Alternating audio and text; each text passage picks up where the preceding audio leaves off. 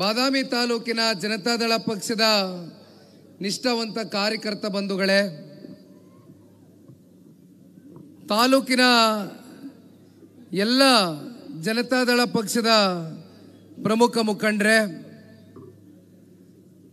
ಹಾಗೂ ನಿಮ್ಮ ಮನೆಯ ಮಗ,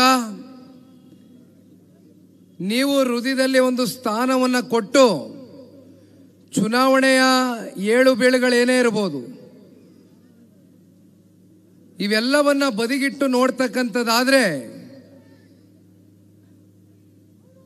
ನಿಮ್ಮ ಪ್ರೀತಿಯ ಮನೆ ಮಗ, ನೀವು ಹರಿಸಿ ಬೆಳೆಸಿರ್ತಕ್ಕಂಥ ಹನುಮಂತಪ್ಪ ಮಾವಿನ ಮದರವದಾರವ ಅಭಿಮಾನಿಗಳ ಬಳಗ ಇವತ್ತು ಬಹಳ ದೊಡ್ಡ ಸಂಖ್ಯೆಯಲ್ಲಿ ಜನತಾದಳ ಪಕ್ಷದ ಜನರೊಂದಿಗೆ ಜನತಾದಳ ಕಾರ್ಯಕ್ರಮದ ಹಿನ್ನೆಲೆಯಲ್ಲಿ ನಾವು ನೀವು ಇವತ್ತೇನು ಸೇರಿದ್ದೇವೆ. ವಾಸ್ತವಿಕವಾಗಿ ಹನುಮಂತಣ್ಣನವರು ಮಾತನಾಡಬೇಕಾದ್ರೆ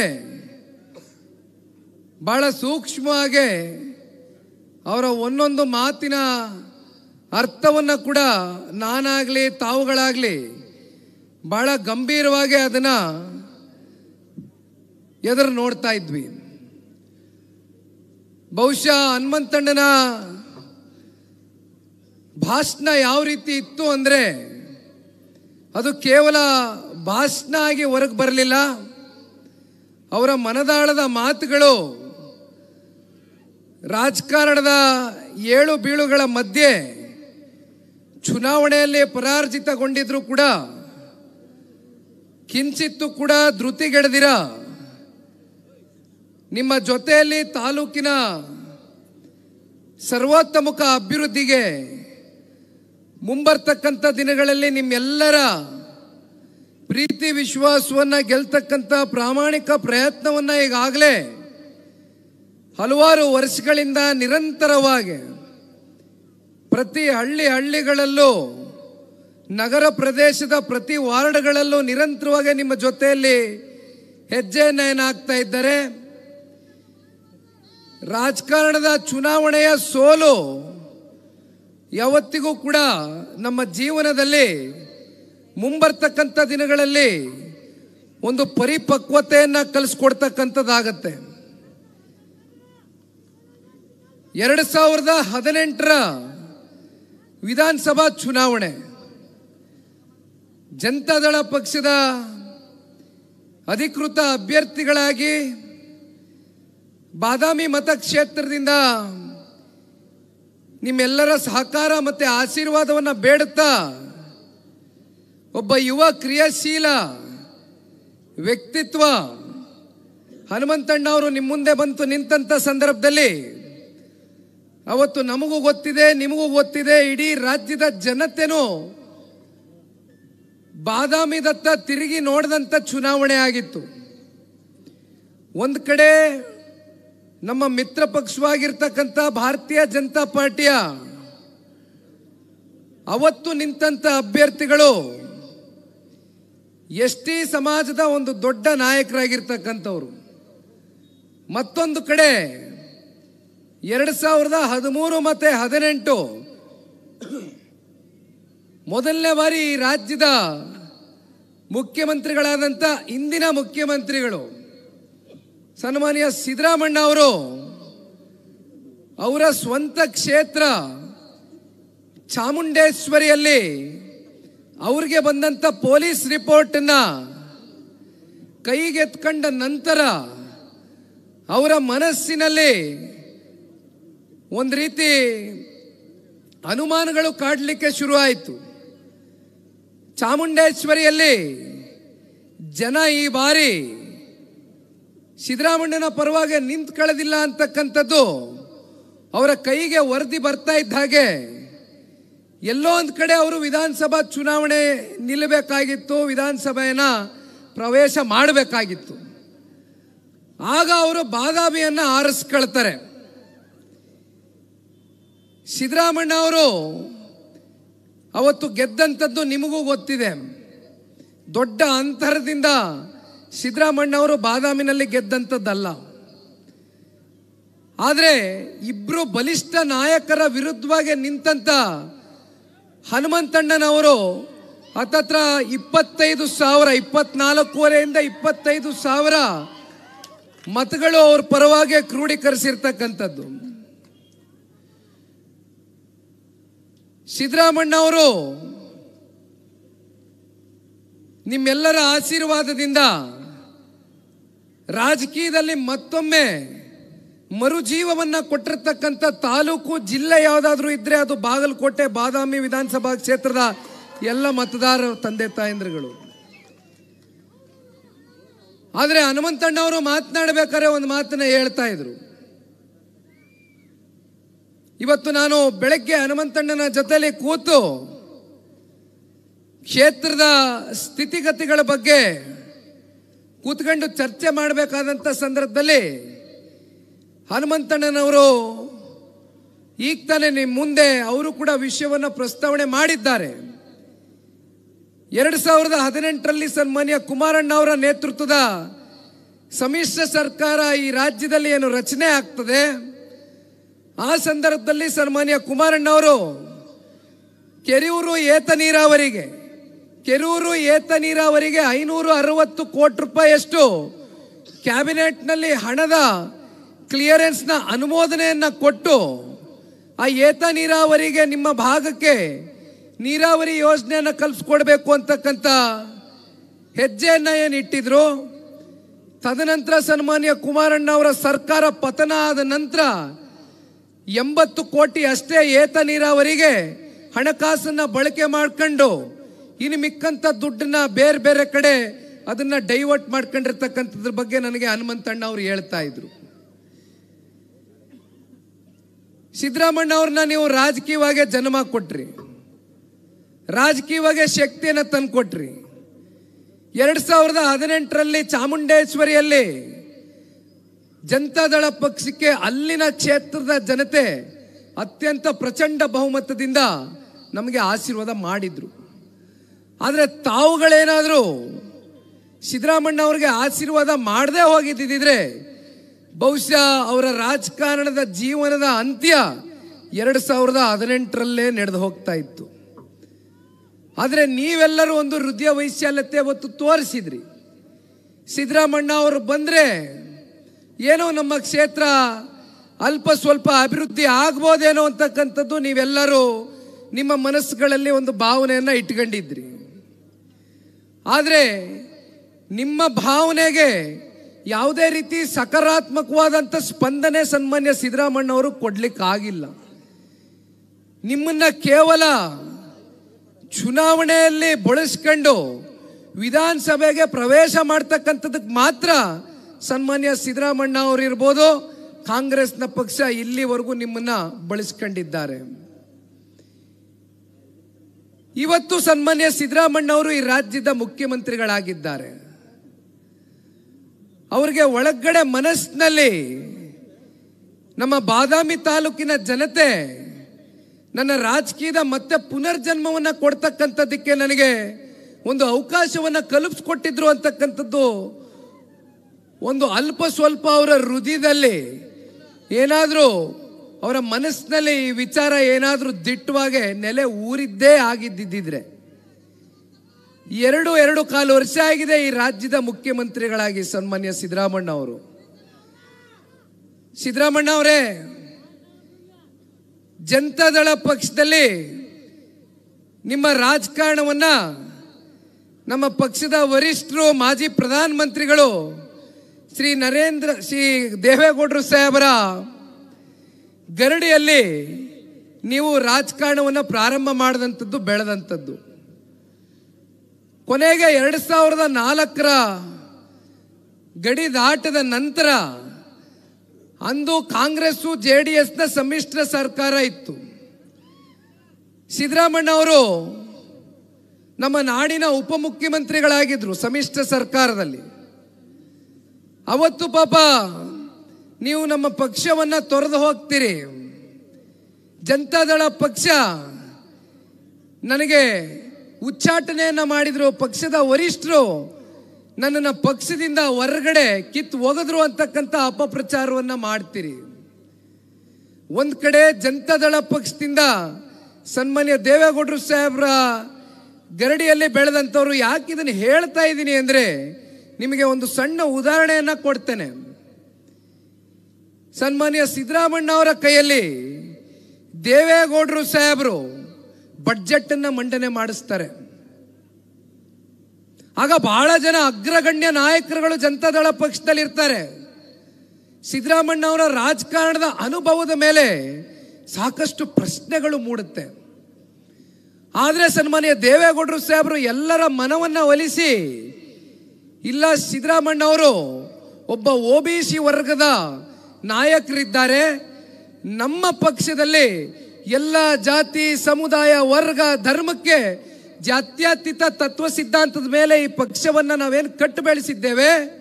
ಇವತ್ತು ಸಿದ್ದರಾಮಣ್ಣ ಅವರು ಅಂದು ರಾಜಕಾರಣದಲ್ಲಿ ಇನ್ನು ಬೆಳೀತಾ ಇದ್ದಂಥ ಒಬ್ಬ ನಾಯಕರು. ಅವರನ್ನ ಗುರುತಿಸಿ ಅವ್ರ ಕೈಯಲ್ಲಿ ಬಡ್ಜೆಟ್ ಅನ್ನ ಮಂಡನೆ ಮಾಡಿಸಿದಂಥದ್ದು ಸನ್ಮಾನ್ಯ ದೇವೇಗೌಡರು ಸಾಹೇಬರು. ಇವತ್ತು ಸಿದ್ದರಾಮಣ್ಣ ಅವರು ಮರ್ತಿದ್ದಾರೆ. ಸಿದ್ದರಾಮಣ್ಣ ಅವರು ಎಲ್ಲವನ್ನೂ ಕೂಡ ಮರ್ತಿದ್ದಾರೆ. ಅದರ ಬದಲಾಗಿ ನಮಗೆ ಕೊಟ್ಟಂತ ಬಳುವಳಿ ಜನತಾದಳ ಪಕ್ಷವೇ ಸಿದ್ದರಾಮಣ್ಣ ಅವ್ರನ್ನ ಹೊರಗಡೆ ಹಾಕ್ಬಿಡ್ತು, ಉಚ್ಚಾಟನೆ ಮಾಡಿಬಿಡ್ತು ಅಂತಕ್ಕಂಥದ್ದು ಮಾನ್ಯ ಸಿದ್ದರಾಮಣ್ಣ ಅವರು ಹೇಳ್ತಾರೆ. ನಾನು ಯಾಕೆ ಇದನ್ನೆಲ್ಲ ನಿಮ್ಮ ಮುಂದೆ ಪ್ರಸ್ತಾವನೆ ಮಾಡ್ತಾ ಇದ್ದೀನಿ ಅಂದರೆ, ಪಕ್ಷ ತಾಯಿ ಸಮಾನ. ಪಕ್ಷಕ್ಕೆ ಯಾರು ಗೌರವ ಕೊಟ್ಟು,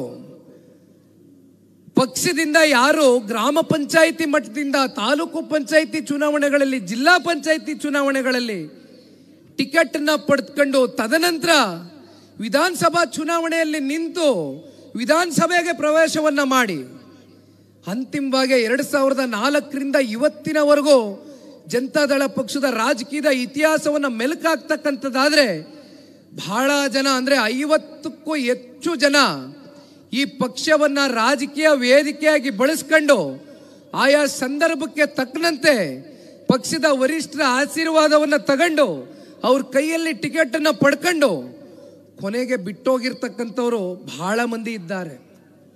ಅದರಲ್ಲಿ ಸನ್ಮಾನ್ಯ ಸಿದ್ದರಾಮಣ್ಣ ಅವರು ಒಬ್ರು.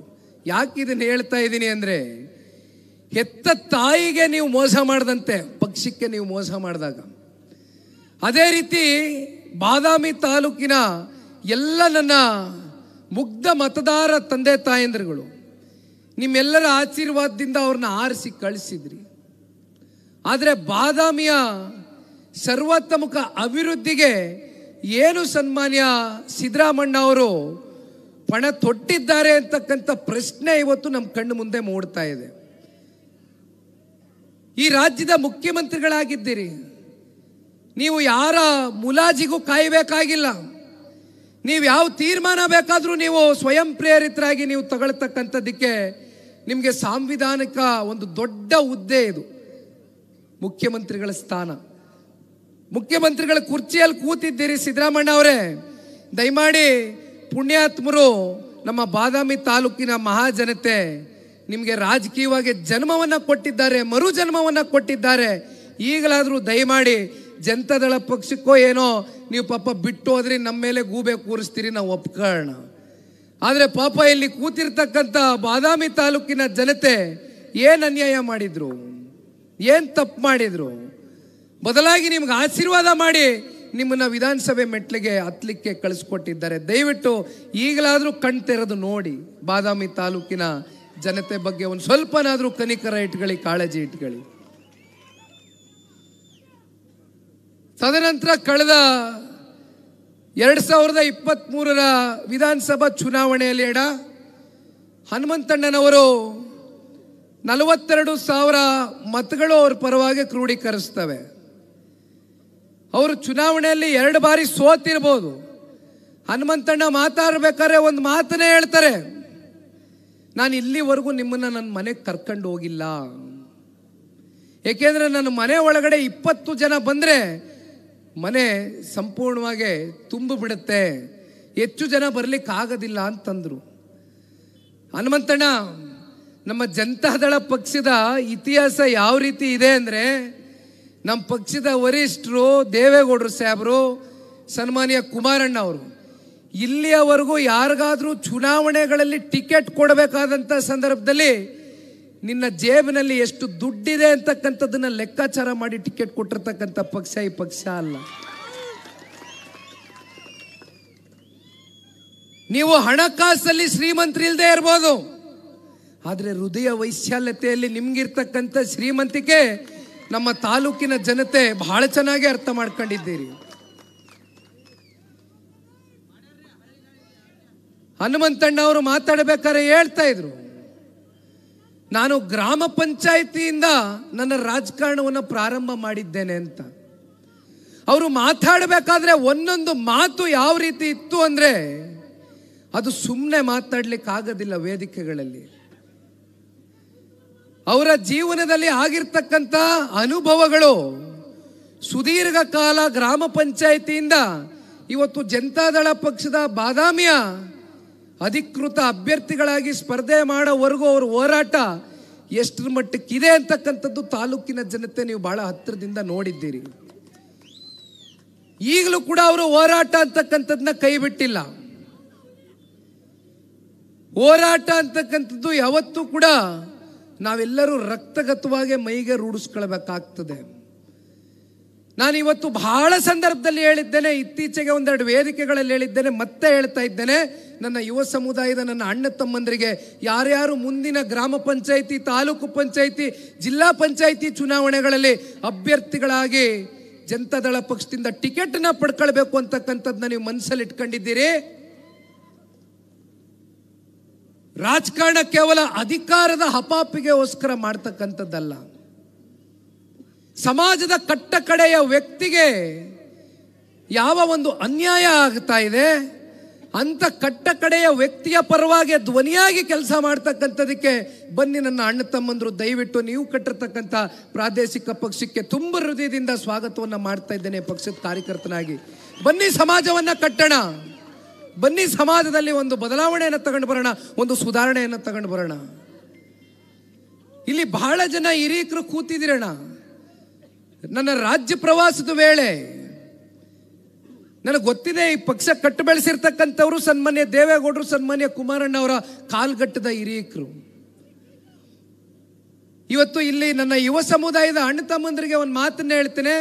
ಇಲ್ಲಿ ಕೂತಿರ್ತಕ್ಕಂಥ ಹಿರಿಯಕರು, ರಾಜ್ಯ ವ್ಯಾಪ್ತಿ ಜನತಾದಳ ಪಕ್ಷದ ನಿಷ್ಠಾವಂತ ಕಾರ್ಯಕರ್ತ ಬಂಧುಗಳಲ್ಲಿ ಹಿರಿಯ ಸಮಾಜಗಳು ಏನಿದೆ, ಅವರು ಕೂಡ ನಿಮ್ಮ ಥರನೇ ಯುವಕರಾಗಿದ್ದರು. ಈ ಪಕ್ಷಕ್ಕೆ ಬಂದಂಥ ಸಂದರ್ಭದಲ್ಲಿ ಸನ್ಮಾನ್ಯ ದೇವೇಗೌಡರು ಸಾಹೇಬರಿಗೆ, ಸನ್ಮಾನ್ಯ ಕುಮಾರಣ್ಣ ಅವರಿಗೆ ಬೆಂಬಲವಾಗಿ ನಿಂತು ಈ ಪಕ್ಷವನ್ನು ಕಟ್ಟು ಬೆಳೆಸಿದ್ದಾರೆ ಹಿರಿಯಕರು. ಪ್ರಾದೇಶಿಕ ಪಕ್ಷ ಕರ್ನಾಟಕ ರಾಜ್ಯದಲ್ಲಿ ಬಲವಾಗಿ ಉಳಿಬೇಕಾಗಿದೆ. ಜನತಾದಳ ಪಕ್ಷಕ್ಕೆ ತನ್ನದಾದಂಥ ಇತಿಹಾಸ ಇದೆ. ಜನತಾದಳ ಪಕ್ಷ ಆಡಳಿತದಲ್ಲಿ ಇದ್ದಂಥ ಅವಧಿ ಅತ್ಯಂತ ಕಲ್ಪ ಅವಧಿ, ಬಹಳ ಕಮ್ಮಿ ಅವಧಿ. ದೇವೇಗೌಡರು ಸಾಹೇಬರು 3.25 ವರ್ಷ PWD ಸಚಿವರಾಗಿ, ನೀರಾವರಿ ಸಚಿವರಾಗಿ, ರಾಜ್ಯದ ಮುಖ್ಯಮಂತ್ರಿಗಳಾಗಿ, ಈ ದೇಶದ ಉನ್ನತವಾದಂಥ ಪದವಿ ಕೆಂಪು ಕೋಟೆ ಮೇಲೆ ಬಾವುಟವನ್ನು ಆರಿಸಿರ್ತಕ್ಕಂಥ ಏಕೈಕ ಕನ್ನಡಿಗ ಸನ್ಮಾನ್ಯ ದೇವೇಗೌಡರು ಸಾಹೇಬರು. ಮತ್ತೊಂದು ಕಡೆ ಕುಮಾರಣ್ಣ ಅವರು ಮೊದಲನೇ ಬಾರಿ 20 ತಿಂಗಳು ಆಡಳಿತ, ಎರಡನೇ ಬಾರಿ 14 ತಿಂಗಳು ಆಡಳಿತ. ಜನತಾದಳ ಪಕ್ಷ ಯಾವಾಗ ಅಧಿಕಾರದಲ್ಲಿ ಇದೆಯೋ ಆ ಅಧಿಕಾರದಲ್ಲಿ ಇದ್ದಂಥ ಸಂದರ್ಭದಲ್ಲೆಲ್ಲ ಕರ್ನಾಟಕ ರಾಜ್ಯ ಒಂದು ಸುವರ್ಣ ಯುಗ ನೋಡಿದೆ. ಹನುಮಂತಣ್ಣನವರು ಒಂದು ಪಾಂಪ್ಲೆಟ್ನ ಹೊಡಿಸಿದ್ದಾರೆ. ನಾನು ಆ ಪಾಂಪ್ಲೆಟ್ನ ಸಂಪೂರ್ಣವಾಗಿ ಓದ್ಲಿಕ್ಕೆ ಆಗಲಿಲ್ಲ, ಮೇಲ್ಮಟ್ಟದಲ್ಲಿ ಗಮನಿಸ್ತಾ ಇದ್ದೆ. ಇವತ್ತು ಈ ಮೆಂಬರ್ಶಿಪ್ ಡ್ರೈವ್ ಪ್ರಕ್ರಿಯೆ ಅಭಿಯಾನ ನಾವೇನು ಚಾಲನೆಯನ್ನು ಕೊಟ್ಟಿದ್ದೇವೆ ಇಡೀ ರಾಜ್ಯ ವ್ಯಾಪ್ತಿ, ನಮ್ಮ ಅಭ್ಯರ್ಥಿಗಳಿಗೆ ನಾನು ಒಂದು ಮನವಿಯನ್ನು ಮಾಡಿದ್ದೆ. ನೀವು ನಿಮ್ಮ ಗ್ರಾಮಗಳಿಗೆ ಪ್ರತಿನಿತ್ಯ ಒಂದು 30 ದಿನಗಳ ಕಾಲ ದಿವಸಕ್ಕೆ 3 ರಿಂದ 4 ತಾಸು ನಾನು ಹೆಚ್ಚಿಗೆ ನಿಮ್ಮ ಸಮಯ ತೆಗೆದುಕೊಳ್ಳಕ್ಕೆ ಹೋಗೋದಿಲ್ಲ. ಏಕೆಂದರೆ ನಿಮಗೂ ಬೇರೆ ಬೇರೆ ಕೆಲಸಗಳಿರ್ತವೆ, ನಿಮ್ಮದಾದಂಥ ಬದುಕಿರುತ್ತೆ. ನಾನು ನಿಮಗೆ 24 ತಾಸು ಪಕ್ಷದ ಪರವಾಗಿ ದುಡಿರಿ ಅಂತ ಕೇಳ್ಕೊಳ್ಳೋದಿಲ್ಲ. ಆದರೆ ಇವತ್ತು ಜನತಾದಳ ಪಕ್ಷ ಮುಂಬರ್ತಕ್ಕಂಥ ದಿನಗಳಲ್ಲಿ ಒಂದು ದೊಡ್ಡ ಪ್ರಾದೇಶಿಕ ಪಕ್ಷವಾಗಿ ಹೊರಹೊಮ್ಮಬೇಕು ಅಂತಕ್ಕಂಥದ್ದಾದರೆ ಇವತ್ತು ನಾವು ಈ ಸದಸ್ಯತ್ವ ಅಭಿಯಾನವನ್ನು ಏನು ಚಾಲನೆ ಕೊಟ್ಟಿದ್ದೇವೆ, ಕನಿಷ್ಠ ಪಕ್ಷ ಇವತ್ತು ಇಡೀ ರಾಜ್ಯದಲ್ಲಿ 50 ಲಕ್ಷಕ್ಕೂ ಹೆಚ್ಚು ಮೆಂಬರ್ಶಿಪ್ ಪ್ರಕ್ರಿಯೆಯನ್ನು ಮಾಡ್ತಕ್ಕಂಥದ್ದಾಗಬೇಕಾಗಿದೆ. ಆ ಹಿನ್ನೆಲೆಯಲ್ಲಿ ಹನುಮಂತಣ್ಣನವರು ಕೂಡ ನನಗೆ ಒಂದು ಮಾತನ್ನ ಇವತ್ತು ಈ ವೇದಿಕೆ ಮೂಲಕ ಕೊಟ್ಟಿದ್ದಾರೆ. 100ಕ್ಕೆ 100 ನಾನು ಹನುಮಂತಣ್ಣನವರು ಹೇಳಿದಂಥ ಮಾತನ್ನ 100% ಗ್ಯಾರಂಟಿ ನಾನು ಒಪ್ಕೊಳ್ತೇನೆ. ಅವರು 100ಕ್ಕೆ 100 ಅವ್ರ ಗುರಿಯನ್ನು ಮುಟ್ತಾರೆ. ಇವತ್ತು ವಿಜಯಪುರ ಜಿಲ್ಲೆಯ ನಮ್ಮ ರಾಜುಗೌಡರು ಸಾಹೇಬರು ಬಂದಿದ್ದಾರೆ, ಶಾಸಕರು, ದೇವರಿಪಿರಿಗೆಯ ಶಾಸಕರು. ಹನುಮಂತಣ್ಣನವರು ಮಾತಾಡಬೇಕಾದ್ರೆ ಹೇಳ್ತಾ ಇದ್ರು, ನಾವು ಬಾಗಲಕೋಟೆಯಲ್ಲಿ ಅತಿ ಹೆಚ್ಚು ಮೆಂಬರ್ಶಿಪ್ ಪ್ರಕ್ರಿಯೆ ಮಾಡ್ತೀವ ಅಥವಾ ನೀವು ವಿಜಯಪುರ ಜಿಲ್ಲೆಯಲ್ಲಿ ಅತಿ ಹೆಚ್ಚು ಮೆಂಬರ್ಶಿಪ್ ಪ್ರಕ್ರಿಯೆ ಮಾಡ್ತೀರಾ ನೋಡೋದ, ನಾವು ಒಂದು ಸವಾಲಾಗಿ ತಗೊಂಡಿದ್ದೇವೆ ಅಂತಕ್ಕಂಥದ್ದನ್ನ ಹನುಮಂತಣ್ಣನವರು ಹೇಳ್ತಾ ಇದ್ರು. ನನಗೆ ಸಂಪೂರ್ಣ ಆತ್ಮವಿಶ್ವಾಸ ಇದೆ. ಹನುಮಂತಣ್ಣನವರು ಒಬ್ಬ ಸಂಘಟನೆಗಾರ, ಒಬ್ಬ ಹೋರಾಟಗಾರ. ಅವರನ್ನ ನನ್ನ ಚುನಾವಣೆಯ ಉಪಚುನಾವಣೆ ಸಂದರ್ಭದಲ್ಲಿ ಅವರು ಒಂದು ವ್ಯಾಪ್ತಿಯನ್ನ, ಜವಾಬ್ದಾರಿಯನ್ನು ತಗೊಂಡಿದ್ರು. ನನಗೆ ಯಾರ್ಯಾರು ಯಾವ್ಯಾವ ರೀತಿ ಆ ಉಪಚುನಾವಣೆಯಲ್ಲಿ ಸಂಘಟನೆ ಮಾಡಿದ್ರು, ಯಾವ ರೀತಿ ಕೆಲಸ ಮಾಡಿದ್ರು ಆ 1 ತಿಂಗಳು ಅಂತಕ್ಕಂಥದ್ರ ಮಾಹಿತಿಯನ್ನು ನಾನು ಪಡ್ಕೊಂಡಂಥ ಸಂದರ್ಭದಲ್ಲಿ ಬಹಳ ಜನ ನನಗೆ ನಮ್ಮ ತಾಲೂಕಿನ ಸ್ಥಳೀಯ ಮುಖಂಡರು ಹೇಳಿದಂಥ ಮೊದಲನೇ ವ್ಯಕ್ತಿಯ ಹೆಸರು ಅದು ಹನುಮಂತಣ್ಣನವರು. ಅವರ ಕಾರ್ಯವೈಖರಿ, ಅವರ ಸಂಘಟನೆ ಬಗ್ಗೆ ಬಹಳ ಮೆಚ್ಚುಗೆಯನ್ನು ವ್ಯಕ್ತಪಡಿಸಿದ್ದಾರೆ ಚನ್ನಪಟ್ಟಣ ತಾಲೂಕಿನ ಮುಖಂಡರು. ಹಾಗಾಗಿ ಅವ್ರಿಗೇನು ನಾವು ಸಂಘಟನೆ ಬಗ್ಗೆ ಹೆಚ್ಚಾಗಿ ಉಪದೇಶ ಮಾಡಬೇಕಾಗಿಲ್ಲ. ಅವ್ರು ಬಂದಿರತಕ್ಕಂಥದ್ದೇ ರಾಜಕಾರಣದಲ್ಲಿ ಸಂಘಟನೆಯಿಂದ ಗುರುತಿಸ್ಕೊಂಡು ಬಂದಿದ್ದಾರೆ. ಮುಂದೊಂದು ದಿನ ಹನುಮಂತಣ್ಣ ಅವರೇ, ಜನತಾದಳ ಪಕ್ಷ ಇರಲಿ, ಪಕ್ಷದ ವರಿಷ್ಠರು, ನಮ್ಮ ನಾಯಕರು, ನಾನು ಒಬ್ಬ ಈ ಪಕ್ಷದ ನಿಷ್ಠಾವಂತ ಕಾರ್ಯಕರ್ತನಾಗಿ ಹೇಳ್ತೇನೆ. ನನ್ನ ಜಿಲ್ಲೆಯ ಮಾಧ್ಯಮದ ಸ್ನೇಹಿತರು ನನಗೆ ಈಗ ತಾನೇ ಮೈಕ್ ಹಿಡಿದಂಥ ಸಂದರ್ಭದಲ್ಲಿ ಒಂದು ಪ್ರಶ್ನೆಯನ್ನು ಕೇಳ್ತಾ ಇದ್ರು. ಬಾಗಲಕೋಟೆಯಲ್ಲಿ ಪಕ್ಷ ಯಾವ ಒಂದು ಶಾಸಕರನ್ನ ಹೊಂದಿಲ್ಲ, ನಿಮ್ಮ ಪಕ್ಷ ಇಲ್ಲಿ ಎಷ್ಟರ ಮಟ್ಟಕ್ಕೆ ಬಲಿಷ್ಠವಾಗಿ ನಿಮ್ಮ ಮುಂದಿನ ದಿನಗಳಲ್ಲಿ ಕಟ್ತಾರೆ ಅಂತಕ್ಕಂಥ ಪ್ರಶ್ನೆಯನ್ನು ನನ್ನ ಮುಂದೆ ಏನಿಟ್ಟಿದ್ದಾರೆ. ನನ್ನ ಮಾಧ್ಯಮದ ಸ್ನೇಹಿತರಿಗೆ, ನಿಮ್ಮೆಲ್ಲರಿಗೂ ಮೊದಲನೇದಾಗಿ ಈ ಕಾರ್ಯಕ್ರಮಕ್ಕೆ ಬಂದು ಈ ಕಾರ್ಯಕ್ರಮದ ಸುದ್ದಿಯನ್ನು ಇಡೀ ಜಿಲ್ಲೆಗೆ ಬಿತ್ತರಿಸ್ತಾ ಇರ್ತಕ್ಕಂಥದ್ದಕ್ಕೂ ಧನ್ಯವಾದಗಳನ್ನ ಸಲ್ಲಿಸ್ತಾ ಮತ್ತೊಂದು ಪ್ರಸ್ತಾವನೆಯನ್ನು ಇವತ್ತು ಈ ವೇದಿಕೆ ಮೇಲೆ ಇಡಲಿಕ್ಕೆ ಬಯಸ್ತೇನೆ. ನಮ್ಮ ಮುಂದೆ ಇರ್ತಕ್ಕಂಥದ್ದು ಜಿಲ್ಲಾ ಪಂಚಾಯತಿ, ತಾಲೂಕು ಪಂಚಾಯತಿ, ಗ್ರಾಮ ಪಂಚಾಯತಿ ಚುನಾವಣೆಗಳು. ಇನ್ನು ವಿಧಾನಸಭಾ ಚುನಾವಣೆಗೆ 3 ವರ್ಷ ಬಾಕಿ ಇದೆ. ನಿಖಿಲ್ ಕುಮಾರಸ್ವಾಮಿ ಬಂದಿರತಕ್ಕಂಥದ್ದು ಮುಂದಿನ ವಿಧಾನಸಭಾ ಚುನಾವಣೆಯ ದೃಷ್ಟಿಯಿಂದ ಅಲ್ಲ. ನಾನು ಇಲ್ಲಿ ಬಂದು ನಿಂತಿರ್ತಕ್ಕಂಥದ್ದು ನಮ್ಮ ಕಾರ್ಯಕರ್ತರ ಚುನಾವಣೆಯನ್ನ ಇವತ್ತು ನಾನು ಕೈಗೆತ್ಕೊಂಡು ನಡೆಸಬೇಕಾಗಿದೆ. ಅತಿ ಹೆಚ್ಚು ಸದಸ್ಯರುಗಳು, ಅಧ್ಯಕ್ಷರುಗಳು ಗ್ರಾಮ ಪಂಚಾಯಿತಿ, ತಾಲೂಕು ಪಂಚಾಯಿತಿ, ಜಿಲ್ಲಾ ಪಂಚಾಯಿತಿಗಳಲ್ಲಿ ಜನತಾದಳ ಪಕ್ಷ ಬೇರು ಮಟ್ಟದಿಂದ ಇವತ್ತು ನಾವು ಈ ಪಕ್ಷವನ್ನ ಮತ್ತೆ ಕಟ್ಟಬೇಕಾಗ್ತದೆ. ಹಾಗಾಗಿ ಇವತ್ತು ನಿಮ್ಮ ಎದುರುಗಡೆ ಬಂದು ನಿಂತಿದ್ದೇನೆ. ನನ್ನ ಮಾಧ್ಯಮದ ಸ್ನೇಹಿತರಿಗೆ ಒಂದು ಮಾತನ್ನ ನೀವು ಕೇಳ್ತಕ್ಕಂಥ ಒಂದು ಪ್ರಶ್ನೆಗೆ ಒಂದು ಸಣ್ಣ ಉತ್ತರವನ್ನು ಕೊಡ್ತೇನೆ. ಇವತ್ತು ಪಕ್ಷ ಅಧಿಕಾರದಲ್ಲಿ ಇರಲಿ, ಅಧಿಕಾರದಲ್ಲಿ ಇಲ್ಲದೆ ಹೋಗಲಿ, ಯಾವ ರೀತಿ ಜನರ ಪರವಾಗಿ ಧ್ವನಿಯಾಗಿ ಕೆಲಸ ಮಾಡಿದ್ದೇವೆ, ಯಾವ ರೀತಿ ಸಾಮಾಜಿಕವಾಗಿ, ಆರ್ಥಿಕವಾಗಿ, ಶೈಕ್ಷಣಿಕವಾಗಿ ಹಿಂದುಳಿದಿರ್ತಕ್ಕಂಥ ಸಮಾಜಗಳ ಪರವಾಗಿ ಧ್ವನಿಯಾಗಿ ಕೆಲಸ ಮಾಡ್ಕೊಂಡು ಬರ್ತಾ ಇದ್ದೇವೆ ಅಂತಕ್ಕಂಥದ್ದನ್ನ ನೀವೆಲ್ಲರೂ ನೋಡಿದ್ದೀರಿ, ರಾಜ್ಯದ ಜನತೆನೂ ನೋಡಿದ್ದಾರೆ. ಇಲ್ಲಿ ಒಬ್ಬರು ಹೆಣ್ಮಗಳು ಬಂದರು. ಆ ಹೆಣ್ಮಗಳು ಕಣ್ಣಲ್ಲಿ ನೀರು ಹಾಕಿದ್ದನ್ನ ತಾವೆಲ್ಲರೂ ನೋಡಿದ್ದೀರಿ. ಆ ಹೆಣ್ಣುಮಗಳು ಹೇಳಿದಂಥ ವಿಚಾರ ಏನು? ನನಗೆ ಇರಲಿಕ್ಕೆ ಮನೆ ಇಲ್ಲ, ನಾನು ಕೂಲಿ ನಾಲಿ ಮಾಡಿ ಜೀವನ ಮಾಡ್ತಾ ಇದ್ದೇನೆ. ಬಾದಾಮಿ ನಗರ ಪ್ರದೇಶದಲ್ಲಿ ವಾರ್ಡ್ನಲ್ಲಿ, ಯಾವುದೋ ವಾರ್ಡ್ನಲ್ಲಿ ವಾಸವಾಗಿರ್ತಕ್ಕಂಥ ಹೆಣ್ಮಗಳು. ಆಕೆಯ ಅಸಹಾಯಕತೆಯನ್ನು ಹೊರಗಡೆ ಹಾಕಿದ್ರು.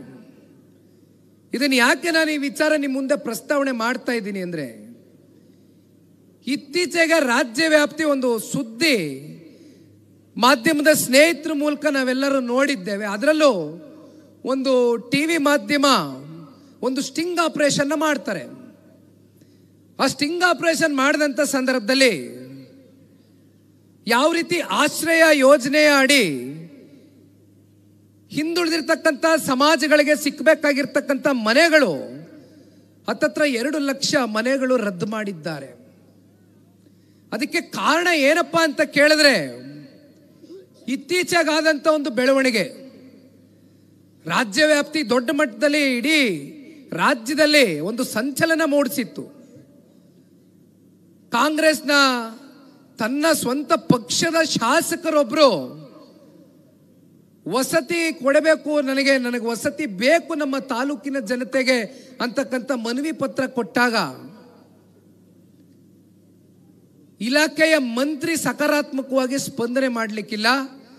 ಆದರೆ ತನ್ನ ತಾಲೂಕಿನಲ್ಲಿ ಗೆದ್ದಿರ್ತಕ್ಕಂಥ ಪಂಚಾಯಿತಿ ಮೆಂಬರ್ಗಳು ಹೋಗಿ ಮಧ್ಯವರ್ತಿಗಳ ಮೂಲಕ ಹೋಗಿ ಕಮಿಷನ್ ಏಜೆಂಟ್ಗಳಾಗಿ ಏನು ವರ್ತನೆ ಮಾಡ್ತಾ ಇದ್ದಾರೆ ಕೆಲವೊಂದಷ್ಟು ಜನ, ಆ ಇಲಾಖೆಯ ಮಂತ್ರಿಗೂ ಮತ್ತೆ ಜನರ ಮಧ್ಯೆ ಕಮಿಷನ್ ಏಜೆಂಟ್ಗಳಾಗಿ ಏನು ವರ್ತನೆ ಮಾಡ್ತಾ ಇದ್ದಾರೆ, ಅವ್ರ ಹತ್ರ ಹೋಗಿ ಮಾತನಾಡಿದಾಗ ಒಂದೊಂದು ಮನೆಗೆ 25,000 ಲಂಚ, 50,000 ಲಂಚ, 75,000 ಲಂಚ, 1 ಲಕ್ಷದವರೆಗೂ ಇವತ್ತು ಬಡಬಗ್ರು ಲಂಚ ಕೊಟ್ಟು ಆಶ್ರಯ ಮನೆಗಳಿಗೆ ಆಶ್ರಯನ ಪಡ್ಕೊಳ್ತಕ್ಕಂಥ ಸ್ಥಿತಿ ಇವತ್ತು ನಿರ್ಮಾಣ ಆಗಿದೆ.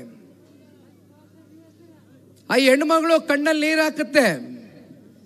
ಅಬ್ಬಬ್ಬಾ ಅಂದ್ರೆ ಇವತ್ತು ನಿಖಿಲ್ ಕುಮಾರಸ್ವಾಮಿ ಏನ್ ಮಾಡ್ಬೋದು? ಆ ಹೆಣ್ಣುಮಗಳು ಕಣ್ಣನ್ನ ನೀರನ್ನ ಒರೆಸ್ತಕ್ಕಂಥದಕ್ಕೆ ತಾತ್ಕಾಲಿಕವಾಗಿ ಆರ್ಥಿಕವಾಗಿ ಒಂದಷ್ಟು ಸಹಾಯವನ್ನು ಮಾಡಬಹುದು. ಎಷ್ಟು ದಿನ ಆಕೆಗೆ ಆ ದುಡ್ಡು ಆ ಜೀವನ ಕಟ್ಕಟ್ತಕ್ಕಂಥದಕ್ಕೆ ಬಳಕೆ ಆಗ್ತದೆ?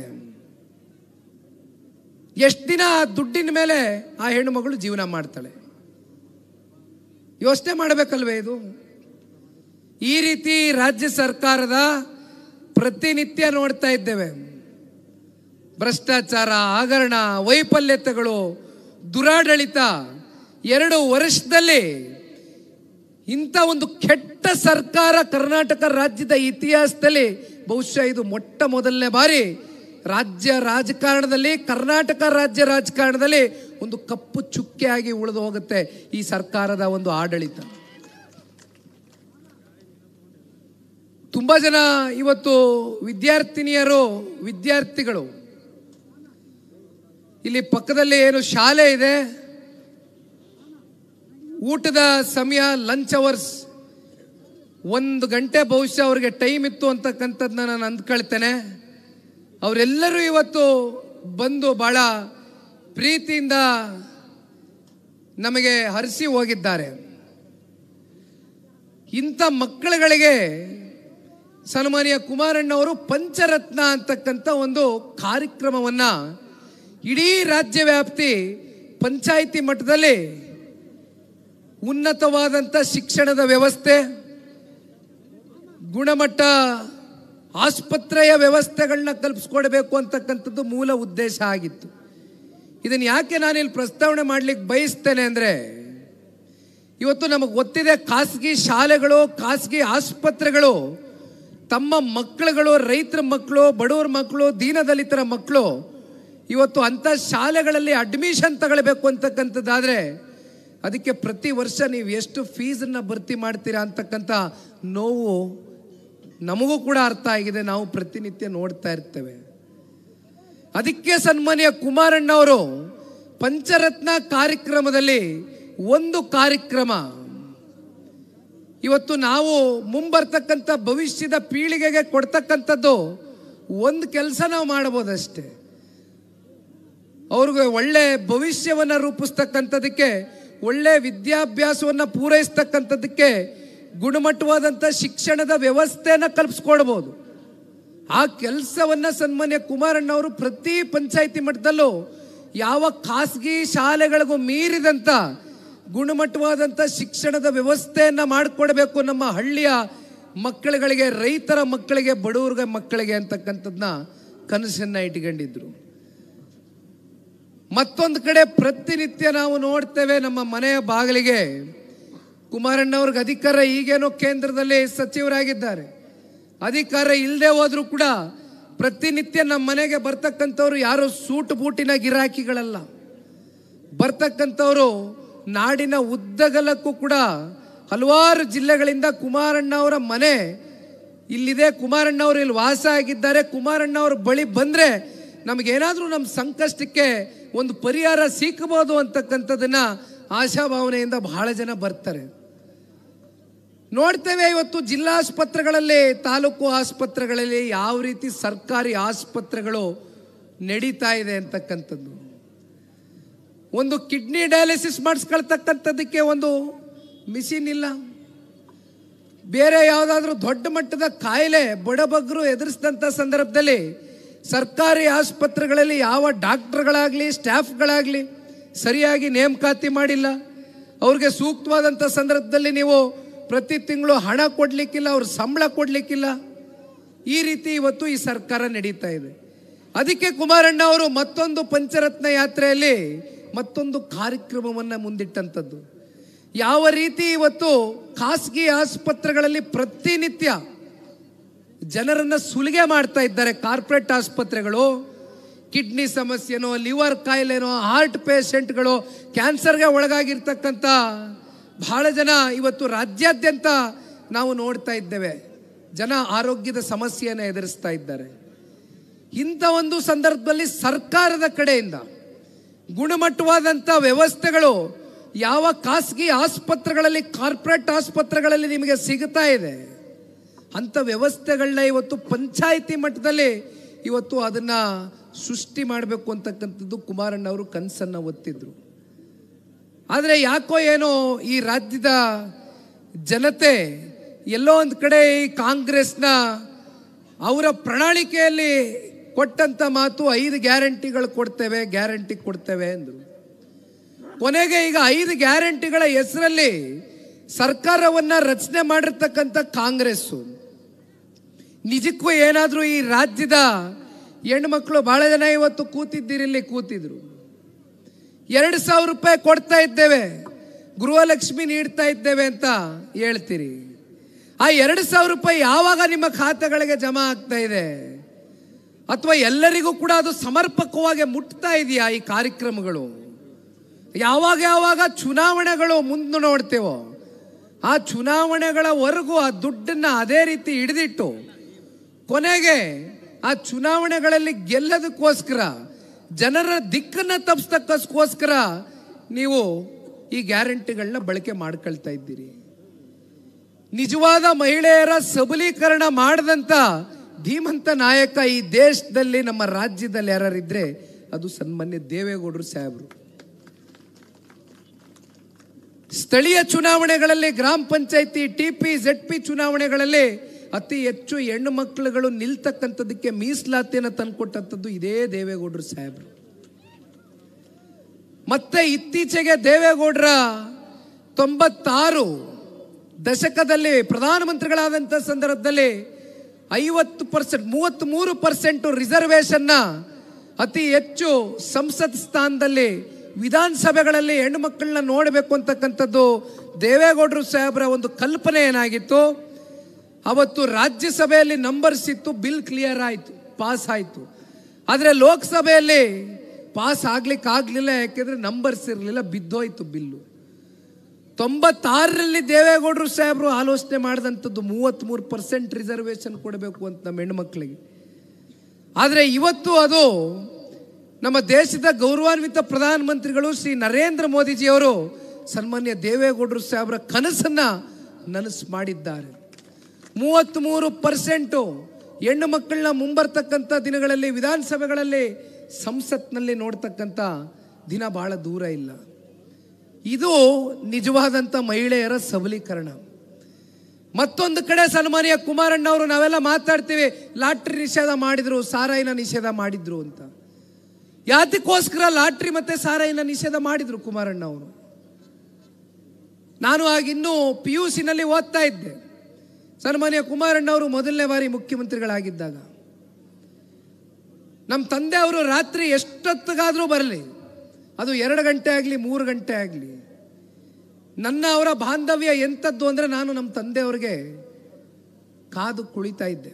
ನಮ್ಮ ತಂದೆಯವರು ಬರೋವರೆಗೂ ನಾನು ಮಲಗ್ತಾ ಇರಲಿಲ್ಲ. ಆಗ ನಮ್ಮ ತಂದೆಯವರು ನನ್ನನ್ನು ಭೇಟಿ ಮಾಡಿದಂಥ ಸಂದರ್ಭದಲ್ಲಿ ನಾವು ಮಾತನಾಡ್ತಾ ಇದ್ದಂಥದ್ದು, ಈ ರಾಜ್ಯದಲ್ಲಿ ಯಾವ್ಯಾವ ರೀತಿ ಸಮಾಜಗಳು, ಸಮುದಾಯ, ಧರ್ಮ, ವರ್ಗ ಯಾವ ರೀತಿ ಜೀವನವನ್ನು ಮಾಡ್ತಾ ಇದ್ದಾರೆ, ಯಾವ ರೀತಿ ಸಂಕಷ್ಟದ ಪರಿಸ್ಥಿತಿಯಲ್ಲಿದ್ದಾರೆ, ಅವರಿಗೆ ಪೂರಕವಾಗಿ ಸನ್ಮಾನ್ಯ ಕುಮಾರಣ್ಣವರ ಚಿಂತನೆಗಳೇನಾಗಿತ್ತು, ಕಾರ್ಯಕ್ರಮಗಳೇನಾಗಿತ್ತು, ಇದರ ಬಗ್ಗೆ ಸನ್ಮಾನ್ಯ ಕುಮಾರಣ್ಣವರು ನನಗೆ ತಿಳಿಯನ್ನು ಮೂಡಿಸ್ತಾ ಇದ್ರು.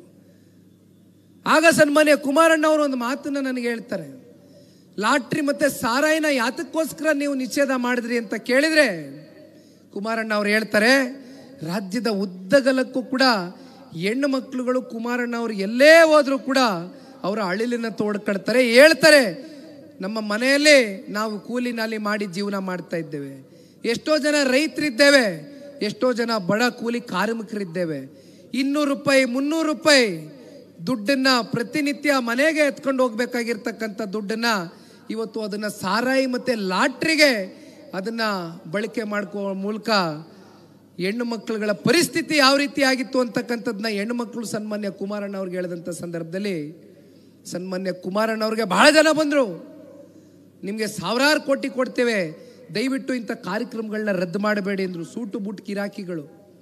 ಆದರೆ ಸನ್ಮಾನ್ಯ ಕುಮಾರಣ್ಣ ಅವರು ಯಾವತ್ತೂ ಕೂಡ ಸೂಟು ಬೂಟು ಗಿರಾಕಿಗಳಿಗೋಸ್ಕರ ಈ ರಾಜ್ಯದಲ್ಲಿ ಆಡಳಿತವನ್ನು ಮಾಡಿರ್ತಕ್ಕಂಥದ್ದಲ್ಲ, ಬದಲಾಗಿ ನಮ್ಮ ನಾಡಿನ ರೈತರು, ದೀನದಲಿತರು, ನೊಂದಿರ್ತಕ್ಕಂಥ ವರ್ಗ, ಶೋಷಿತರು, ವಿಶೇಷವಾಗಿ ನಮ್ಮ ನಾಡಿನ ಹೆಣ್ಣು ಮಕ್ಕಳ ಪರವಾಗಿ ಧ್ವನಿಯಾಗಿ ಕೆಲಸ ಮಾಡಿರ್ತಕ್ಕಂಥ ಧೀಮಂತ ನಾಯಕ. ಇಷ್ಟು ಹಲವಾರು ಕಾರ್ಯಕ್ರಮಗಳನ್ನ ಕೊಟ್ಟಿರ್ತಕ್ಕಂಥ ಜನತಾದಳ ಪಕ್ಷ, ಇಂಥ ನಾಯಕರುಗಳನ್ನ ಹೊಂದಿರತಕ್ಕಂಥ ಜನತಾದಳ ಪಕ್ಷ. ಅಕ್ಕಪಕ್ಕ ನಾವು ತಿರುಗಿ ನೋಡಿದ್ರೆ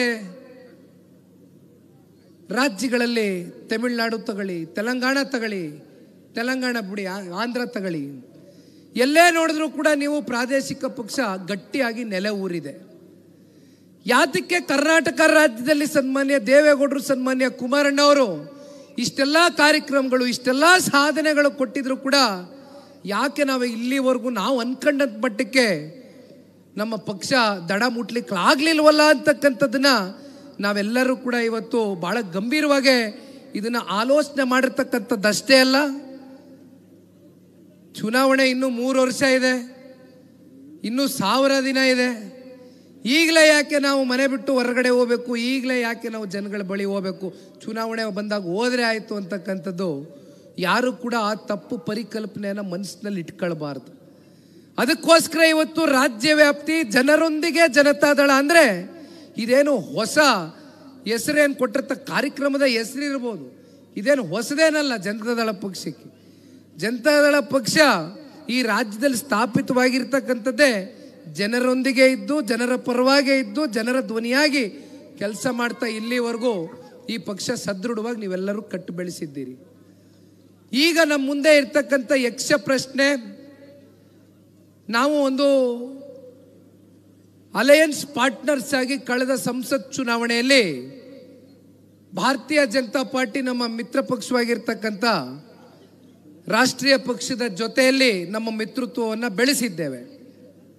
ಅದಕ್ಕೆ ಪೂರಕವಾಗಿ ಹನುಮಂತಣ್ಣನವರು ಮಾತಾಡಬೇಕಾದ್ರೆ ಹೇಳ್ತಾ ಇದ್ರು, ಜಿಲ್ಲೆಯ ಸಂಸದರು ಕೂಡ ಹಲವಾರು ಬಾರಿ ವೇದಿಕೆಗಳಲ್ಲಿ ಅಥವಾ ವೈಯಕ್ತಿಕವಾಗಿ ಸಿಕ್ಕಂಥ ಸಂದರ್ಭದಲ್ಲಿ ನಮ್ಮ ಚುನಾವಣೆಯ ಗೆಲುವಿಗೆ ಪ್ರಾಮಾಣಿಕವಾಗಿ ಜನತಾದಳ ಪಕ್ಷದ ಕಾರ್ಯಕರ್ತರುಗಳು ಶ್ರಮವನ್ನು ವಹಿಸಿದ್ದೀರಿ ಅಂತಕ್ಕಂಥದ್ರ ಬಗ್ಗೆ ಅವರು ಕೂಡ ಅದನ್ನು ಮತ್ತೆ ವೇದಿಕೆ ಮೇಲೆ ಪ್ರಸ್ತಾವನೆ ಮಾಡ್ತಾ ಇದ್ರು. ಬಹಳ ಜನ ನನಗೆ ಮಾಧ್ಯಮದ ಸ್ನೇಹಿತರು ಕೇಳ್ತಾರೆ, ಮುಂದೆ ಯಾವ ರೀತಿ ನಿಮ್ಮ ಅಲಯನ್ಸ್ ಮುಂದುವರಿಯುತ್ತೆ, ಅಲಯನ್ಸ್ಗೆ ನಿಜಕ್ಕೂ ಭವಿಷ್ಯ ಇದೆಯಾ ನಮ್ಮ ರಾಜ್ಯದಲ್ಲಿ ಅಂತಕ್ಕಂಥದ್ದನ್ನ ನಾನು ಪದೇ ಪದೇ ಹೇಳ್ತಾ ಇದ್ದೇನೆ. ಒಂದು ಸನ್ಮಾನ್ಯ ದೇವೇಗೌಡರು ಸಾಹೇಬ್ರ ರಾಜಕಾರಣದ ಸುದೀರ್ಘ ಕಾಲದ ರಾಜಕಾರಣದಲ್ಲಿ ನೀವು ಅವರನ್ನು ಬಹಳ ಹತ್ತಿರದಿಂದ ನೋಡಿದ್ದೀರಿ. ಅವರು ಯಾವುದೇ ನಿಲುವನ್ನು ತಗೊಂಡಂಥ ಸಂದರ್ಭದಲ್ಲಿ ಅತ್ಯಂತ ಸ್ಪಷ್ಟವಾಗಿ ನಿಲುವನ್ನು ತಗೊಳ್ತಾರೆ. ಆ ನಿಲುವಲ್ಲಿ ಯಾವುದೇ ರೀತಿ ದ್ವಂದ್ವ ಇರೋದಿಲ್ಲ, ಅತ್ಯಂತ ಸ್ಪಷ್ಟವಾದಂಥ ನಿಲುವನ್ನು ತಗೊಂಡಿದ್ದಾರೆ. ಕಳೆದ ಸಂಸತ್ ಚುನಾವಣೆಯಲ್ಲಿ ಜನತಾದಳ ಪಕ್ಷ, ಭಾರತೀಯ ಜನತಾ ಪಾರ್ಟಿ ರಾಷ್ಟ್ರ ಮಟ್ಟದಲ್ಲಿ, ರಾಜ್ಯ ಮಟ್ಟದಲ್ಲಿ ಅಷ್ಟೇ ಅಲ್ಲ, ತಳಮಟ್ಟದ ಎರಡು ಪಕ್ಷದ ಕಾರ್ಯಕರ್ತರುಗಳ ಪರಸ್ಪರ ಸಮ್ಮಿಲನ, ಆ ಹೊಂದಾಣಿಕೆ, ಪರಸ್ಪರ ಪ್ರೀತಿ, ಪರಸ್ಪರ ಗೌರವ, ಪರಸ್ಪರ ವಿಶ್ವಾಸದಿಂದ ಇವತ್ತು ನೀವು ಹೆಜ್ಜೆಯನ್ನು ಹಾಕಿದ್ದೀರಿ.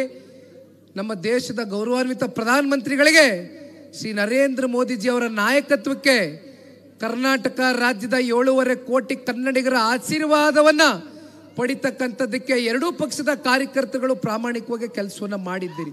ಅದಕ್ಕೆ ನಾನು ತುಂಬ ಹೃದಯದ ಧನ್ಯವಾದಗಳನ್ನ ಸಲ್ಲಿಸಲಿಕ್ಕೆ ಇಷ್ಟಪಡ್ತೇನೆ. ಮುಂದಿನ ಚುನಾವಣೆಗಳಲ್ಲಿ ಯಾವ ರೀತಿ ಅಲಯನ್ಸು ಮುಂದುವರಿಯುತ್ತೆ ಅಂತಕ್ಕಂಥದ್ದು ಯಾರು ಕೂಡ ಮನಸ್ಸಿನಲ್ಲಿ ಗೊಂದಲ ಇಟ್ಕೊಳ್ತಕ್ಕಂಥದ್ದು ಬೇಡಣ. ನಮ್ಮಲ್ಲಿ ಸ್ಪಷ್ಟತೆ ಇದೆ, ಸ್ಪಷ್ಟ ನಿಲುವಿದೆ. ದೇಶದ ಮತ್ತು ನಮ್ಮ ರಾಜ್ಯದ ಸಮಗ್ರ ಅಭಿವೃದ್ಧಿಯ ದೃಷ್ಟಿಯಿಂದ ನಾವೆಲ್ಲರೂ ಕೂಡ ಕೈ ಜೋಡಿಸಿದ್ದೇವೆ. ಆದರೆ ಒಂದು ಮುಂಬರ್ತಕ್ಕಂಥ ದಿನಗಳಲ್ಲಿ ಚುನಾವಣೆಗಳಲ್ಲಿ ಜನತಾದಳ ಪಕ್ಷಕ್ಕೋ ಅಥವಾ ಭಾರತೀಯ ಜನತಾ ಪಾರ್ಟಿಗೋ ಯಾರಿಗೋ ಒಬ್ಬರಿಗೆ ಟಿಕೆಟ್ ಘೋಷಣೆ ಆಗಬೇಕಾಗ್ತದೆ. ಹಾಗಿದ್ದಾಗ ನಮ್ಮ ಮುಂದೆ ಬರ್ತಕ್ಕಂಥ ದೊಡ್ಡ ಸವಾಲೇನು? ಇನ್ನು 3 ವರ್ಷ ಇದೆ, ನಾವು ಚುನಾವಣೆಗೆ ಕೈ ಕಟ್ಕೊಂಡು ಕೂತ್ಕೊಂಡ್ರೆ ನಾವೇನು ಅತಿ ಹೆಚ್ಚು ಅಭ್ಯರ್ಥಿಗಳನ್ನ ಮುಂಬರ್ತಕ್ಕಂಥ ವಿಧಾನಸಭಾ ಚುನಾವಣೆಯಲ್ಲಿ ಫೀಲ್ಡ್ ಮಾಡಬೇಕಾಗಿದೆ ಅಂತಕ್ಕಂಥದ್ದನ್ನ ನಾವೇನು ಮನಸ್ಸಿನಲ್ಲಿ ಇಟ್ಕೊಂಡಿದ್ದೇವೆ. ಇದೆಲ್ಲದೂ ಕೂಡ ಪೂರಕವಾಗಿ ಆಗಬೇಕು ಅಂತಕ್ಕಂಥದ್ದಾದರೆ ನಿಮ್ಮೆಲ್ಲರ ಹೋರಾಟ, ನಿಮ್ಮೆಲ್ಲರ ಶ್ರಮ, ನಿಮ್ಮೆಲ್ಲರ ದುಡಿಮೆ ಇಂದಿನಿಂದ ದಯವಿಟ್ಟು ನೀವೆಲ್ಲರೂ ಕಾಲಿಗೆ ಚಕ್ರ ಕೊಟ್ಕೊಂಡು ನೀವು ಕಟ್ಟಿ ಬೆಳೆಸಿ ಹರಿಸಿ ಇಲ್ಲಿವರೆಗೂ ತಗೊಂಡು ಬಂದು ನಿಲ್ಲಿಸಿರ್ತಕ್ಕಂಥ ನಿಮ್ಮ ಪಕ್ಷ, ರೈತರ ಪಕ್ಷ, ಜನತಾದಳ ಪಕ್ಷವನ್ನು ಉಳಿಸಿ ಬೆಳೆಸ್ತಕ್ಕಂಥ ಜವಾಬ್ದಾರಿ ಇವತ್ತು ನಿಖಿಲ್ ಕುಮಾರಸ್ವಾಮಿ ಒಬ್ಬನ ಮೇಲೆಲ್ಲ ದಯಮಾಡಿ ಹೇಳ್ತೀನಿ. ನಾನು ಈ ಪಕ್ಷದ ಒಬ್ಬ ಕಾರ್ಯಕರ್ತ ಅಷ್ಟೇ. ನನಗೆ ಯಾವ ಈ ಪಕ್ಷದಲ್ಲಿ ಹುದ್ದೆಯ ಆಕಾಂಕ್ಷೆಯನ್ನು ಇಟ್ಕೊಂಡು ನಾನು ಈ ರಾಜ್ಯ ಪ್ರವಾಸವನ್ನು ಮಾಡ್ತಾ ಇರ್ತಕ್ಕಂಥದ್ದಲ್ಲ. ಯಾಕೆಂದರೆ ಕಳೆದ 1 ತಿಂಗಳಿಂದ ಆಯಿತು, 1 ತಿಂಗಳಿಗಿಂತ ಮೀರಿನೇ 3 ತಿಂಗಳು 4 ತಿಂಗಳೇ ಕಳೆದೋಗಿದೆ. ನಿಖಿಲ್ ಕುಮಾರಸ್ವಾಮಿ ಅವರು ರಾಜ್ಯ ಪ್ರವಾಸ ಮಾಡ್ತಾ ಇರ್ತಕ್ಕಂಥದ್ದು ಮುಂಬರ್ತಕ್ಕಂಥ ದಿನಗಳಲ್ಲಿ ರಾಜ್ಯಾಧ್ಯಕ್ಷರು ಆಗ್ತಕ್ಕಂಥ ಒಂದು ಅಭಿಲಾಷೆ ಇಟ್ಕೊಂಡು ಹೊರಟಿದ್ದಾರೆ ಅಂತ ಮಾಧ್ಯಮಗಳಲ್ಲಿ ನಾನು ಸುದ್ದಿ ನೋಡ್ತಾ ಇರ್ತೇನೆ. ಆದರೆ ನಿಖಿಲ್ ಕುಮಾರಸ್ವಾಮಿಗೆ ಇರ್ತಕ್ಕಂಥದ್ದು ಒಂದೇ ಚಿಂತೆ, ಯಾವುದೇ ಅಪೇಕ್ಷೆಗಳಿಲ್ದಿರ, ನಿರೀಕ್ಷೆಗಳಿಲ್ದಿರ ಈ ಪಕ್ಷವನ್ನು ಕಟ್ಟಿಬೆಳೆಸಿರ್ತಕ್ಕಂಥ ಕಾರ್ಯಕರ್ತರ ಸಂಖ್ಯೆ ಎರಡೂ ರಾಷ್ಟ್ರೀಯ ಪಕ್ಷಗಳನ್ನ ನಾವು ನೋಡಿದಂಥ ಸಂದರ್ಭದಲ್ಲಿ ಅತಿ ಹೆಚ್ಚು ಪ್ರಾಮಾಣಿಕ ಕಾರ್ಯಕರ್ತರನ್ನ ಹೊಂದಿರತಕ್ಕಂಥ ಪಕ್ಷ ಕರ್ನಾಟಕ ರಾಜ್ಯದಲ್ಲಿ ಯಾವುದರಲ್ಲಿದೆ ಅದು ಜಾತ್ಯತೀತ ಜನತಾದಳ ಪಕ್ಷ. ನಮ್ಮ ಕಾರ್ಯಕರ್ತರ ದಡವನ್ನು ಮುಟ್ಟಿಸ್ಬೇಕಾಗ್ತದೆ. ನಿಮ್ಮೆಲ್ಲರನ್ನೂ ಇವತ್ತು ದಡ ಸೇರಿಸಬೇಕಾಗ್ತದೆ. ಈ ಪಕ್ಷವನ್ನು ನಂಬ್ಕೊಂಡಿದ್ದೀರಿ. ಮತ್ತೊಂದು ಮಾತು, ಸನ್ಮಾನ್ಯ ಕುಮಾರಣ್ಣ ಅವರ ಮನಸ್ಸಿನಲ್ಲೂ ಕೂಡ ಬಹಳ ದಿಟ್ಟವಾಗಿ ನೆಲೆ ಊರ್ಬಿಟ್ಟಿದೆ. ನಿಮ್ಮ ಮನಸ್ಸುಗಳಲ್ಲಿ ಒಂದು ನೋವಿರ್ಬೋದು, ಏನಪ್ಪ ಪಕ್ಷ ಅಧಿಕಾರಕ್ಕೆ ಬಂದಂಥ ಸಂದರ್ಭದಲ್ಲಿ ನಾವೆಲ್ಲರೂ ಒಂದು ಸ್ಥಾನಮಾನದ ಅಪೇಕ್ಷೆಗಳನ್ನ ಇಟ್ಕೊಂಡಿರ್ತೇವೆ, ಆದರೆ ಪಕ್ಷ ನಮಗೆ ಇಲ್ಲಿವರೆಗೂ ಸಕಾರಾತ್ಮಕವಾಗಿ ನಾವು ಅಂದ್ಕೊಂಡ ಮಟ್ಟಕ್ಕೆ ಗುರುತಿಸ್ಲಿಕ್ಕೆ ಆಗಲಿಲ್ವಲ್ಲ ಅಂತಕ್ಕಂಥದ್ದು. ಇದು ನಿಮಗಿಂತ ಜಾಸ್ತಿ ಸನ್ಮಾನ್ಯ ಕುಮಾರಣ್ಣ ಅವರು ಬಹಳ ಯೋಚನೆ ಮಾಡ್ತಾರೆ ಇದ್ರ ಬಗ್ಗೆ. ಆದರೆ ಮುಂದೊಂದು ದಿನ ನಾನು ಹೇಳ್ತೇನಣ್ಣ, 100ಕ್ಕೆ 100 ಜನತಾದಳ ಪಕ್ಷಕ್ಕೆ ಭವಿಷ್ಯ ಇದೆ. ಆ ಭವಿಷ್ಯವನ್ನು ರೂಪಿಸ್ತಕ್ಕಂಥ ಶಕ್ತಿ, ಸಾಮರ್ಥ್ಯ ಇರ್ತಕ್ಕಂಥದ್ದು ನಿಮ್ಮಂಥ ನಿಷ್ಠಾವಂತ ಕಾರ್ಯಕರ್ತ ಬಂಧುಗಳಲ್ಲಿ ಮಾತ್ರ. ಹಾಗಾಗಿ ಇಂದಿನಿಂದ ನಾವು ಕಾರ್ಯೋನ್ಮುಖರಾಗಿ ಇವತ್ತೇನು ಈ ಮೆಂಬರ್ಶಿಪ್ ಡ್ರೈವ್ ಪ್ರಕ್ರಿಯೆಗೆ ಬಾದಾಮಿಗೆ ಬಂದು ನಿಂತಿದ್ದೇನೆ. ನಾನು ಬಾದಾಮಿಗೆ ಬರ್ತಾ ಇದ್ದಂಗೆ ಬೆಳಗ್ಗೆ ರಾತ್ರಿ 2-2:30 ಗಂಟೆ ಆಯಿತು. ಬಸವನ ಬಾಗೇವಾಡಿಯಲ್ಲಿ ಕಾರ್ಯಕ್ರಮವನ್ನು ಮುಗಿಸಿ ಮತ್ತೆ ಅಪ್ಪುಗೌಡರ ಮನೆಯಲ್ಲಿ ಊಟ ಮಾಡಿ, ತದನಂತರ ಇನ್ನೊಂದಷ್ಟು ಹಳ್ಳಿಗಳಲ್ಲಿ ನಮ್ಮ ಮುಖಂಡರುಗಳ ಮನೆಗೆ ಭೇಟಿ ಮಾಡಿ 2:30 ಗಂಟೆ ಆಯಿತು. ಬಾದಾಮಿಗೆ ಬಂದೆ, ಮಲಗಿದೆ. ಮತ್ತು ಬೆಳಗ್ಗೆ 9 ಗಂಟೆಗೆ ಹನುಮಂತಣ್ಣನವ್ರು ಬಂದರು. ಅಲ್ಲಿಂದ ಹನುಮಂತಣ್ಣನವರು ಇಲ್ಲಿ ಭಾಳ ಪ್ರಸಿದ್ಧ ದೇವಾಲಯ ಬನಶಂಕರಮ್ಮನ ಒಂದು ಆಶೀರ್ವಾದವನ್ನು ಮಾಡಿಸಿದ್ದಾರೆ. ಹಲವಾರು ಮಠಮಾನ್ಯಗಳ ಗುರು ಹಿರಿಯರ ಆಶೀರ್ವಾದವನ್ನು ಇವತ್ತು ನಮಗೆ ಹನುಮಂತಣ್ಣನವರ ಮೂಲಕ, ಅವರ ನೇತೃತ್ವದಲ್ಲಿ ಇವತ್ತು ನಮಗೆ ಬಾದಾಮಿ ತಾಲೂಕಿನಲ್ಲಿ ಸರಿಸುಮಾರು 6ರಿಂದ 7 ಗಂಟೆ ಇವತ್ತು ಬೆಳಗ್ಗಿನಿಂದ ಇವತ್ತು ಹನುಮಂತಣ್ಣನವರ ಜೊತೆಯಲ್ಲಿ ನಮ್ಮ ವೆಂಕಟರಾವ್ ನಾಡಗೌಡರು ಸಾಹೇಬರು ಬಂದಿದ್ದಾರೆ, ರಾಜುಗೌಡರಿದ್ದಾರೆ, ಮತ್ತು ನಮ್ಮ ಆಲ್ಕೋಡ್ ಹನುಮಂತಪ್ಪನವರು ಅವರು ಬಂದಿದ್ದಾರೆ, ಸಿ ವಿ ಚಂದ್ರಶೇಖರ್ ಅವರು, ರಾಜುರವರು, ಭಾಳ ಜನ ಎಲ್ಲರೂ ಇದ್ದೀರ. ನಾವು ಒಬ್ಬರ ಹೆಸರು ಹೇಳಿ. ಮತ್ತು ಇಲ್ಲಿ ನಮ್ಮ ಜಿಲ್ಲಾಧ್ಯಕ್ಷರು ಬಸನಗೌಡರು ಇದ್ದಾರೆ, ವಿಜಯಪುರದ ಜಿಲ್ಲಾಧ್ಯಕ್ಷರು. ಭಾಳ ಜನ ಇವತ್ತು ನನಗೆ ಕಲ್ಯಾಣ ಕರ್ನಾಟಕ, ಕಿತ್ತೂರು ಕರ್ನಾಟಕಕ್ಕೆ ಬಂದಂಥ ಸಂದರ್ಭದಲ್ಲಿ ಇದು ಬರೀ ನಮ್ಮ ಜಿಲ್ಲೆ ವ್ಯಾಪ್ತಿಗೆ ಮಾತ್ರ ನಾವು ಸೀಮಿತವಾಗಿ ಸಂಘಟನೆ ಮಾಡಬೇಕು ಅನ್ನೋದನ್ನು ಬಿಟ್ಟು ನಮ್ಮ ಜೊತೆಯಲ್ಲಿ ಇವತ್ತು ಪಕ್ಷ ಕಟ್ತಕ್ಕಂಥದಕ್ಕೆ ಭಾಳ ಜನ ಹಿರಿಯ ಮುಖಂಡರು ಇವತ್ತು ಮಾತನಾಡ್ತಕ್ಕಂಥದ್ದಿತ್ತು. ಆದರೆ ಸಮಯದ ಕೊರತೆಯಿಂದ ಎಲ್ಲೋ ಒಂದು ಕಡೆ ತಾವುಗಳು ಈಗ 3:15 ಗಂಟೆ 4:10 ಆಗೋಗಿದೆ. 4:10 ಆಗೋಗಿದೆ. ಸಮಯ ಹೋಗೋದೇ ಗೊತ್ತಾಗಲಿಲ್ಲ. ದಯಮಾಡಿ ತಾವು ಯಾರು ಕೂಡ ಇನ್ನೂ ಊಟ ಮಾಡಿಲ್ಲ ಅಂತ ಅಂದ್ಕೊಳ್ತೇನೆ. ಯಾರು ಕೂಡ ದಯಮಾಡಿ ಅನ್ಯತಾ ಭಾವಿಸಬಾರ್ದು, ಕ್ಷಮೆ ಕೋರ್ತೇವೆ. ಮತ್ತೊಮ್ಮೆ ಈ ಕಾರ್ಯಕ್ರಮವನ್ನು ಇಷ್ಟು ವಿಜೃಂಭಣೆಯಿಂದ ಇಷ್ಟು ದೊಡ್ಡ ಮಟ್ಟದಲ್ಲಿ ಯಶಸ್ವಿಯನ್ನುಗೊಳಿಸ್ತಕ್ಕಂಥದಕ್ಕೆ ನಮ್ಮ ಜೊತೆಯಲ್ಲಿ ಬಾದಾಮಿ ನಗರ ಪ್ರದೇಶದಲ್ಲಿ ಕಿಲೋಮೀಟರ್ ಗಟ್ಟಲೆ ರ್ಯಾಲಿ ಮೂಲಕ ಬಂದು ಮತ್ತು ಸಂವಿಧಾನಿ ಶಿಲ್ಪಿ ಡಾಕ್ಟರ್ BR ಅಂಬೇಡ್ಕರ್ ಸಾಹೇಬ್ರಿಗೆ ಇವತ್ತು ನಾವು ಮಾಲಾರ್ಪಣೆಯನ್ನು ಮಾಡಿ ಒಂದು ಗೌರವವನ್ನು ಸಲ್ಲಿಸಿ ಇವತ್ತು ಈ ವೇದಿಕೆಯಲ್ಲಿ ಅಚ್ಚುಕಟ್ಟಾಗಿ ಈ ಸಭೆಯನ್ನು ನೆರವೇರಿಸಿರ್ತಕ್ಕಂಥ ನಮ್ಮ ಹನುಮಂತಣ್ಣನವರು 100ಕ್ಕೆ 100 ಇವತ್ತು ಒಂದು ಮಾತನ್ನು ಹೇಳಿದ್ದೇನೆ. ಮಾಧ್ಯಮದ ಸ್ನೇಹಿತರು ನಾನು ಕೇಳಿರ್ತಕ್ಕಂಥ ಪ್ರಶ್ನೆ, ಬಾಗಲಕೋಟೆ ಜಿಲ್ಲೆಯಲ್ಲಿ ಬಾದಾಮಿ ತಾಲೂಕಲ್ಲಿ ಮುಂಬರ್ತಕ್ಕಂಥ ದಿನಗಳಲ್ಲಿ ಮೊದಲನೇ ಶಾಸಕರು ಇಲ್ಲಿಂದ ಆಯ್ಕೆ ಆಗ್ತಕ್ಕಂಥದ್ರಲ್ಲಿ ಯಾರು ಕೂಡ ತಡಿಲಿಕ್ಕೆ ಸಾಧ್ಯ ಇಲ್ಲ. ಹನುಮಂತಣ್ಣನವರ ಮೇಲೆ ನಿಮ್ಮೆಲ್ಲರ ಆಶೀರ್ವಾದ, ಸಹಕಾರ, ಪ್ರೀತಿ, ವಾತ್ಸಲ್ಯ ಎಲ್ಲವೂ ಕೂಡ ಈ ಒಬ್ಬ ಕ್ರಿಯಾಶೀಲ ಯುವಕರ ಮೇಲೆ ಇರಲಿ.